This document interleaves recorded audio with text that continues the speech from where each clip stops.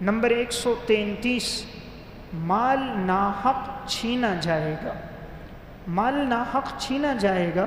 یعنی آپ نے فرمایا دوسروں کے مال پر قبضہ کیا جائے گا۔ حضرت عبداللہ ابن مسعود رضی اللہ تعالیٰ عنہ فرماتے ہیں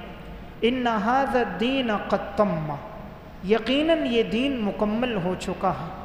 وَإِنَّهُ صَائِرٌ إِلَى نقصان، اور ایک وقت آئے گا کہ اب یہ دین نقصان کی طرف جائے گا۔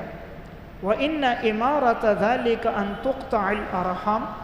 اور اس کی نشانیوں میں سے کہ قطع رحمی عام ہو جائے گی۔ وَيُؤْخَذُ الْمَالُ بِغَيْرِ حَقِّهِ، اور لوگوں کا مال لیا جائے گا ناحق طور پر۔ یہ روایت امام حاکم رحمۃ اللہ علیہ نے المستدرک علی الصحیحین میں نقل کی ہے۔ امام حاکم اور امام ذہبی فرماتے ہیں کہ یہ روایت بخاری اور مسلم کی شرائط پر ہے۔ اس حدیث میں عبداللہ ابن مسعود فرماتے ہیں یہ حدیث موقوف ہے، لیکن حدیث موقوف جو غیر مدرک بالقیاس ہو وہ مرفوع روایت کے درجے میں ہوتی ہے، تو ضرور انہوں نے یہ بات رسول اللہ صلی اللہ علیہ وسلم سے سنی ہوگی، تو آپ نے اس میں جو بات ارشاد فرمائی وہ یہ ہے کہ قطع رحمی عام ہوگی، قطع تعلقی عام ہو جائے گی،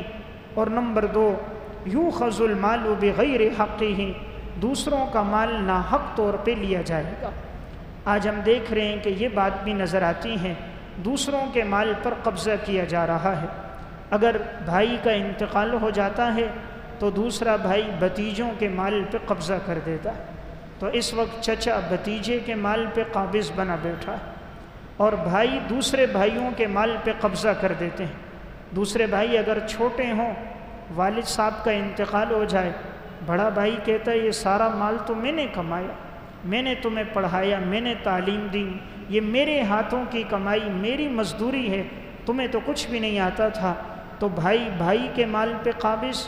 چچا بھتیجے کے مال پہ قابض، بھائی اپنے دوسرے بھائی کے مال پہ قابض۔ تو معاشرے میں دیکھنے میں آ رہا ہے کوئی یتیموں کے مال پہ قبضہ کر رہا ہے، کوئی مسکینوں کی زمینوں پہ قبضہ کر رہا ہے۔ کسی بیوہ کا پتہ چل جائے اس کی زمین ہے، پوچھنے والا کوئی نہیں، ریکارڈ سے اس کی فائل غائب کر دی جاتی ہے، اس کی زمین پہ قبضہ کر دیا جاتا ہے۔ جہاں معلوم ہو یہ اپنے حق کا دفاع نہیں کر سکتا، اس کے مکان جائیداد پہ قبضہ ہو جاتا ہے۔ تو بہرحال